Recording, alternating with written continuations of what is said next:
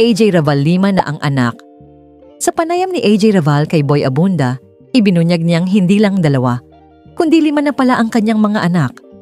Sa Fast Talk with Boy Abunda, kalmado ngunit diretso niyang sinabi Ariana, Aaron, Aikina, Junior at Abraham, ito ang kanyang 5 anak.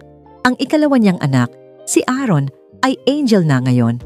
O pumanaw na habang 3 naman sa 5 ay anak nila ni Aljur Abrenica. Bumuhos agad ang reaksyon ng netizens, may nagulat, may humanga. Pero lahat, napahinto sa tapang ni AJ na magsabi ng totoo.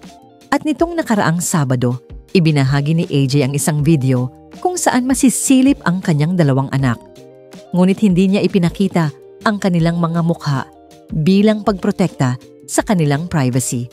Sa kabila ng mga mata ng publiko, isang bagay ang malinaw.